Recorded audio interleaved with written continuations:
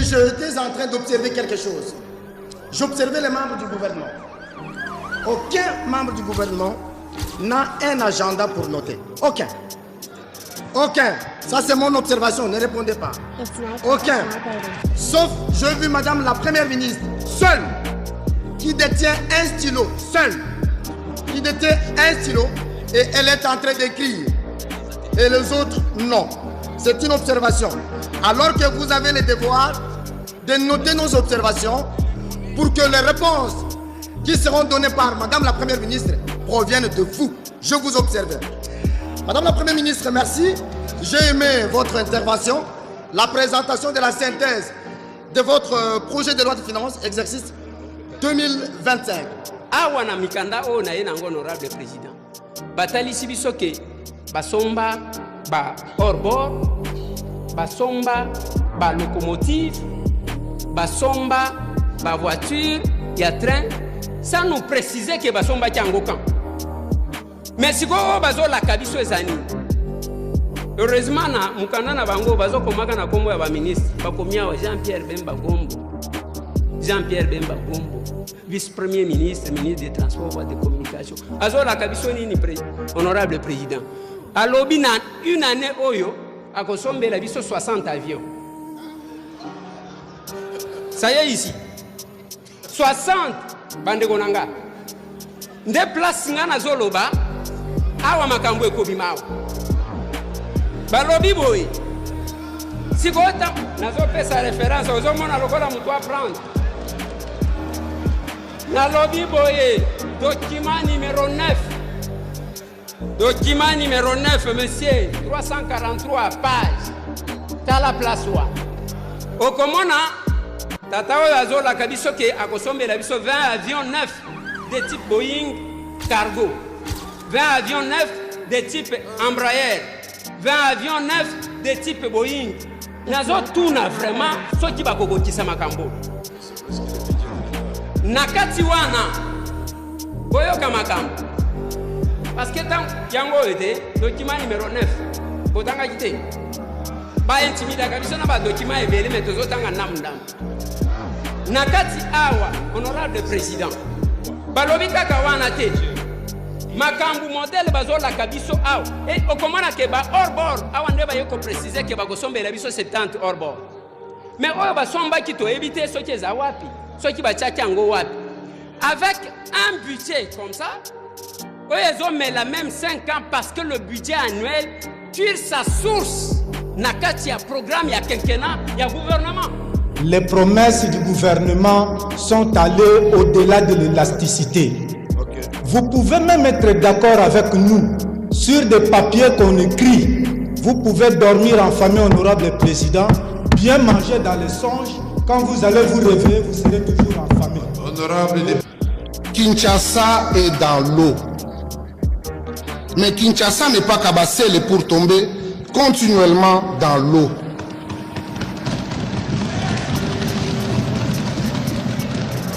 Et donc, je préfère m'arrêter là à ce qui concerne les observations. Et je vais poser 4 questions à notre gouvernement. J'en avais 10, mais je préfère en poser 4 parce que je dois respecter les timings de ceux qui vont me relayer. Première question, honorable président, cette question je la pose au gouvernement. Lors de l'investiture de notre gouvernement, si ma mémoire ne me trahit pas, c'était le 11 juin.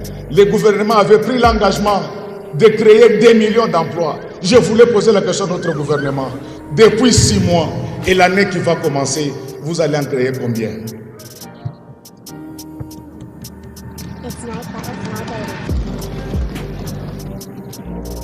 Deuxième question. Quel est le canton fiscal de la République démocratique du Congo aujourd'hui? Parce que nous sommes un État fiscal. Je n'ai pas vu ça ni dans les rapports, ni. Quel est le canton fiscal de la RDC aujourd'hui? Troisième question.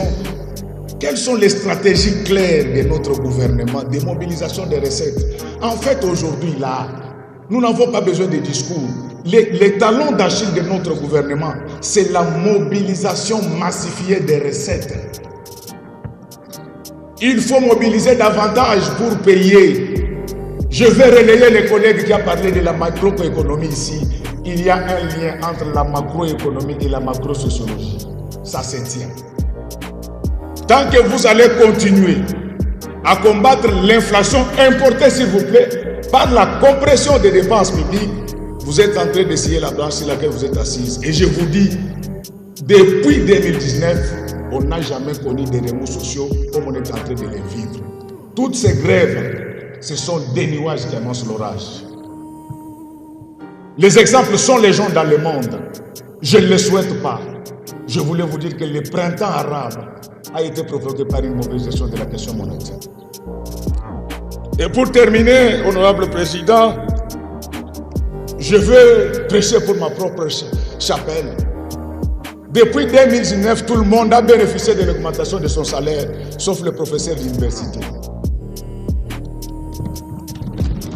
J'ai entendu les gens dire qu'ils ne veulent pas de la théorie, mais moi je vous dis que c'est la théorie qui est écrite dans la pratique. Et Mandela dit ceci: chaque nation qui néglige son éducation finira par disparaître. Je vous l'ai dit aujourd'hui, j'ai un grand respect pour nos inspecteurs généraux de finances, mais je vous l'ai dit qu'aujourd'hui, un inspecteur général de finances recruté aujourd'hui peut prendre en charge 5 professeurs d'université. Et à ce moment-là, vous attendez quoi? Je voulais demander à notre gouvernement de regarder cette affaire. Et vous avez la possibilité de le faire sans argent. Parce que sur la liste des pays de professeurs, il y a au moins 40% de notre foyer là-dedans. Honorable président, distingué membre du bureau, honorable député, chers collègues, je préfère m'arrêter là et je vais prodiguer un conseil au Premier ministre. À la Première ministre, voudrais-je dire, si vous vous aimez le Congo, Futabato. Soko milingaka, olingi Congo, olingi ba député na yo Futabato. Soko futite, okozambilo kwa Jésus na kata tempelo. Nous avons dans la salle ici un Premier ministre, Makanta pour ne pas les citer. Mais jadis, Kin Maniema, c'était perdu s'il y avait quoi là-bas. Mais aujourd'hui, un aéroport Pimpinef, une université moderne où les enfants vont à l'école sans habits, vous trouvez tout là-bas. L'argent volé, mais pour investir au Congo. L'argent volé pour investir au Congo. Madame Judith Souminois, a aujourd'hui un projet de construire un hôpital à Boma. Est-ce que c'est mauvais? Suivez notre collègue. Voilà. Continuez. Dans son projet, vous êtes intéressant, continuez. Dans son projet, Madame Judith Souminois a projet de construire un hôpital moderne à Boma. Boma, c'est en RDC. Et si elle fait ça, ça va rester dans son actif. C'est mauvais de voler et aller construire ailleurs. Vous, mes frères de l'Équateur, Grand Équateur, construisez-nous là-bas. C'est aussi ça. Le chef de l'État a dit consolidons les acquis. C'est quoi consolider les acquis? Nous avons aujourd'hui un aéroport à la dimension standard international. J'ai cité ici l'aéroport international de Mwanda à Guadolite. C'est devenu quelque chose qui chôme, qui moisit. Ce n'est pas normal. Un aéroport, quand on doit consolider les acquis, cela veut dire aussi entretenir ce qui existe, l'exploiter en bonne et due forme. Parce qu'on ne doit pas toujours construire. Premier point, Madame la Première ministre. Les cadres macroéconomiques. Les cadres macroéconomiques.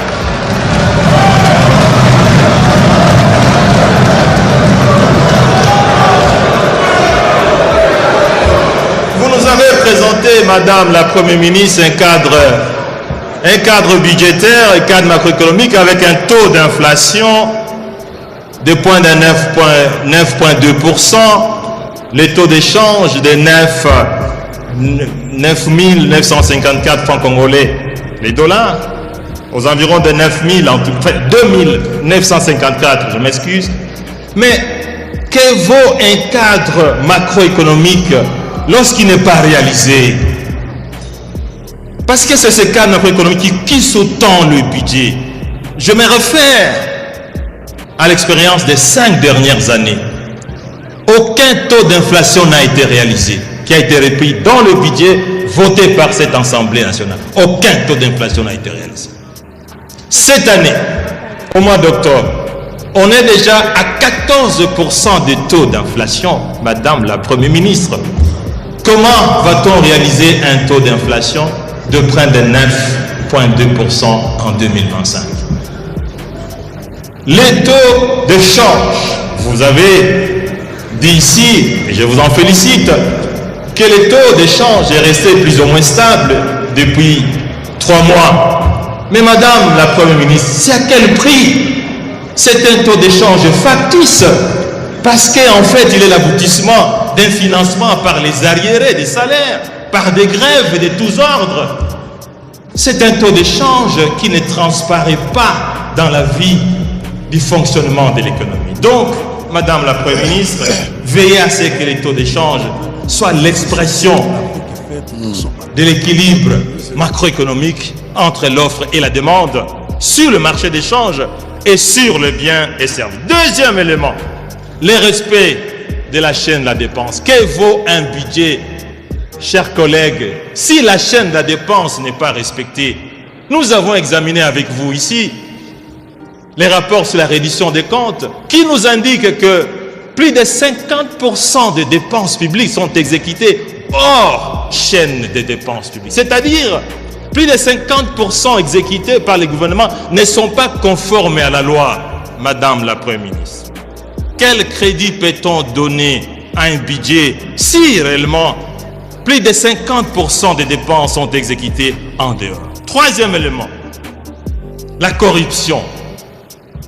La corruption, Madame la Première ministre. Vous êtes une experte, vous le savez, il y a une relation de cause à effet entre les niveaux de corruption et les niveaux de développement économique. L'écart type de 1% a un impact négatif sur le budget, sur l'investissement, de près de 0,35% et sur la croissance de 0,3%. Or, il s'avère aujourd'hui que la corruption est devenue pratiquement un sport national au sein du gouvernement. Que peut-on attendre?